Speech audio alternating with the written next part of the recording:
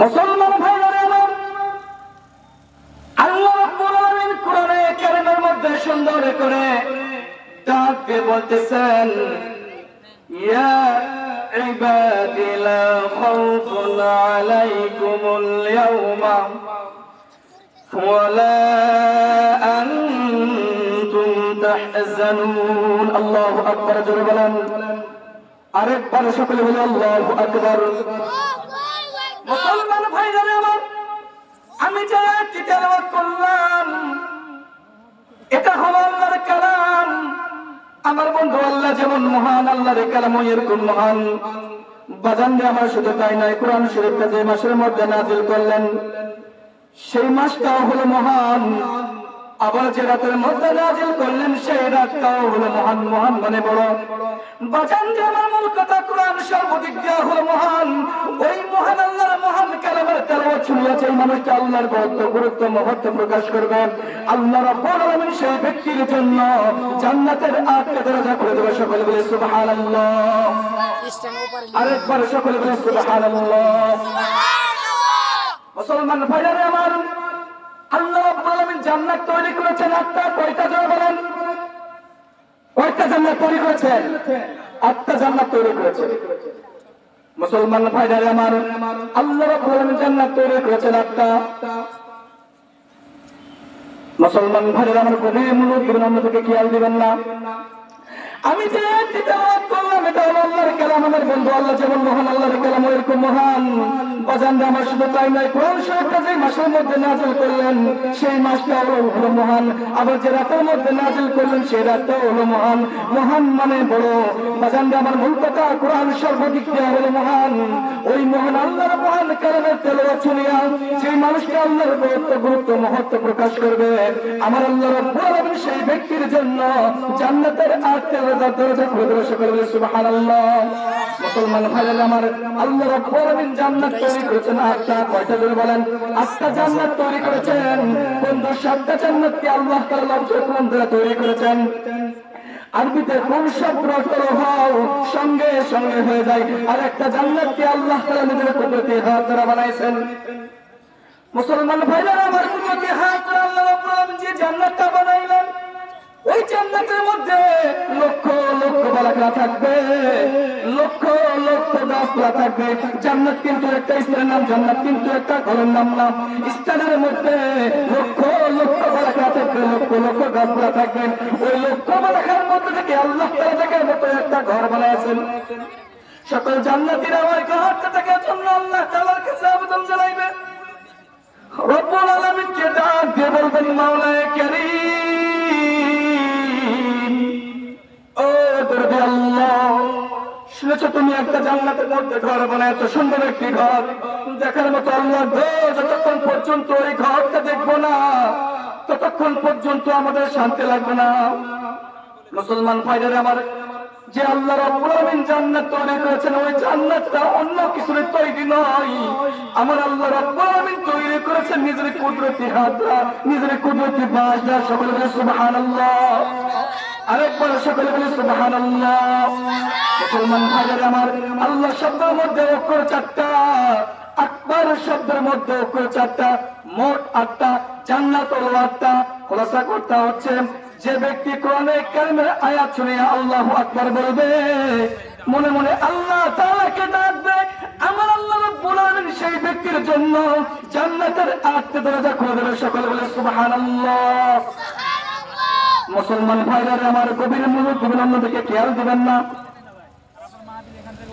আল্লাহ রাব্বুল আলামিন যে জান্নাতটা নিজের কুদরতি হাত দ্বারা বানাইছেন, সকল জান্নাতীরা যখন আল্লাহ রাব্বুল আলামিন দরবারে ডাক দিয়ে বলবেন, মাওলায়ে কারীম, ও দরদি আল্লাহ, শুনেছো তুমি একটা জান্নাতের মধ্যে ঘর বানাইছো, সুন্দর একটি ঘর দেখার মতো। আল্লাহ গো, যতক্ষণ পর্যন্ত ওই ঘরটা দেখবো না ততক্ষণ পর্যন্ত আমাদের শান্তি লাগবে না। দেখা যাবে সকল জান্নাতীরা ওই ঘরটা দেখার জন্য আল্লাহ তাআলার কাছে আবেদন জানাইবে।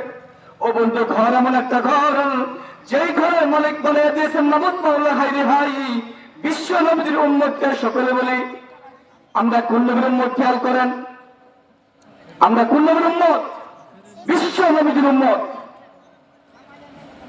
আল্লাহ রাব্বুল আলামিন বললেন, বান্দা তোমাকে আমি একটা খাঁটি নবীর উম্মত হিসেবে বানিয়েছিলাম, দুনিয়ার বুকে প্রেরণ করেছিলাম। মুসলমান ভাই, গভীর মনোযোগ দিবেন, অন্যদিকে খেয়াল দিবেন না, তাহলে কিন্তু বুঝতে পারবেন না। আল্লাহ সুবহানাহু ওয়া তাআলা যখন সকল জান্নাতীরা এরকম ভাবে আল্লাহ রাব্বুল আলামিন দরবারে যখন ওই জান্নাতগুলো দেখার জন্য ছটফট করতে থাকবে, ছটফট করতে থাকবে, ওই সময় দেখা যাবে আল্লাহর বান্দারা এরকম ভাবে কাল কিয়ামতের ময়দানে সকল মানুষরা যখন পারি পারি করে চিৎকার মারবে, আল্লাহ রাব্বুল আলামিনের আরশের জায়গা ছাড়া অন্য কোনো জায়গা থাকবে না। ওই মুহূর্তের মধ্যে আমার মাবুদ মাওলা হায় রে হায় বান্দাদেরকে উদ্দেশ্য করে ডাক দিয়ে বলবেন, বান্দারা তোমরা কোথায় গিয়েছো? আমি আল্লাহ তোমাদের এই আরশের নিচে জায়গা করে রাখলাম, তোমরা এই আরশের নিচে এসে বসে যাও, তোমরা জান্নাতে। সকলে বলে সুবহানাল্লাহ।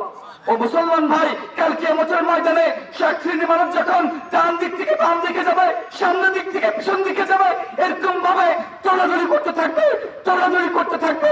বলা হইতেছে যে কাল কিয়ামতের ময়দান আল্লাহ রাব্বুল আলামিন এমন একটা কহার রূপ ধারণ করবেন।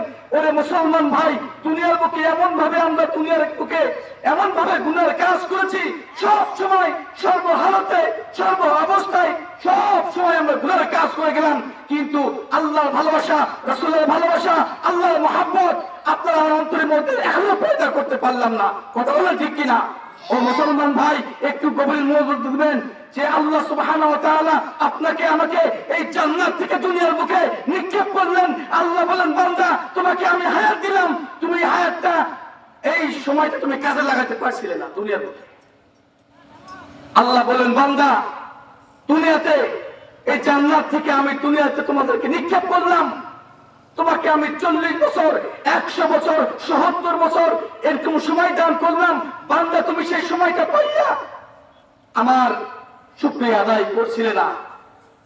আমি যে সমস্ত কথাগুলো বলতেছি আল্লাহ সুবহানাহু ওয়া তাআলা বাস্তবে বলতেছেন যে যখন আল্লাহ রাব্বুল আলামিন বলেন, ইয়া ইবাদি লা খাউফুন আলাইকুমুল ইয়াওমা ওয়ালা আনতুম তাহজানুন।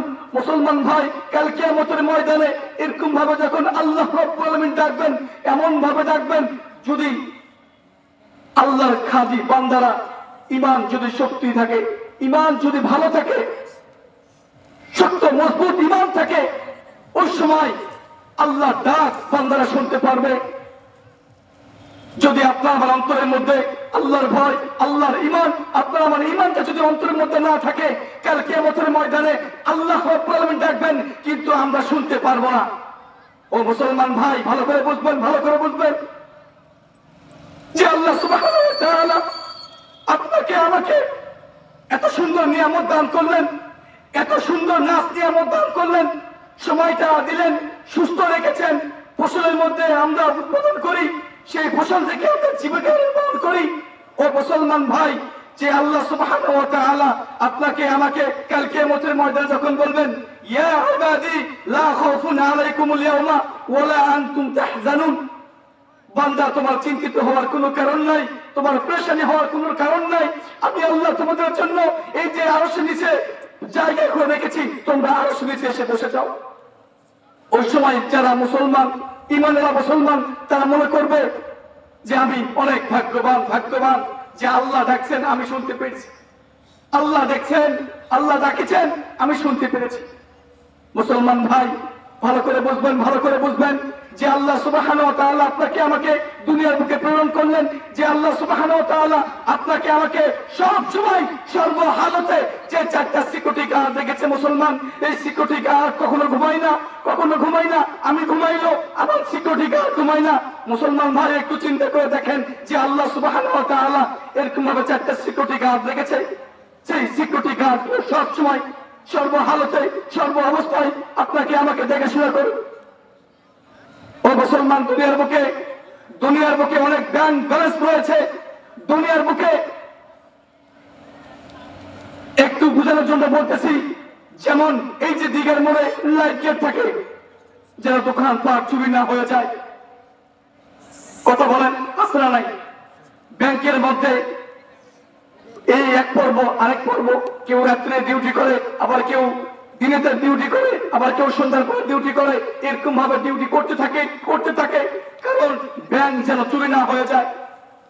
মুসলমান ভাই, আমি বোঝানোর জন্য বলতেছি যে আল্লাহ সুবহানাহু ওয়া তাআলা আপনার আমার বিরুদ্ধে 4টা সিকিউরিটি গার্ড রেখেছে। এই সিকিউরিটি গার্ড কখনো ঘুমায় না, আমি ঘুমাইলো আমার সিকিউরিটি গার্ড ঘুমায় না। ও মুসলমান, ভালো করে বুঝবেন যে আল্লাহ সুবহানাহু ওয়া তাআলা 1 নম্বর সিকিউরিটি গার্ড রেখেছেন এই জমিন কাল কিয়ামতের ময়দানে আপনার আমার বিরুদ্ধে সাক্ষী দিবে। ও মুসলমান, আল্লাহর গোলাম, ও মুসলমান, একটু চিন্তা করে দেখেন, এই জমিনের উপর আমরা যেখানে গিয়েছি সব সময় এই জমিনের উপরে আমরা যা কিছু কাজ করি এই জমিনের উপরে আমরা করি। কথা বলেন ঠিক কিনা? যত কাজ করি এই জমিনের উপর আমরা করি। এজন্য আল্লাহ বলেন, বান্দা তোমাকে গুরুত্বপূর্ণ একটা সিকিউরিটি গার্ড দিয়েছি, সেই সিকিউরিটি গার্ড হচ্ছে জমিন। এই জমিন কাল কিয়ামতের ময়দানে সব সময় দুনিয়ার মুখে তুমি কি করেছো আমার কাছে বলে দিবে, তোমার বাঁচার কোনো ক্ষমতা নাই। দুনিয়ার বুকে এমপি, মন্ত্রী, পুলিশ এদের থেকে বাঁচতে পারো, কিন্তু আমি মাওলার থেকে তোমরা বাঁচতে পারবে না।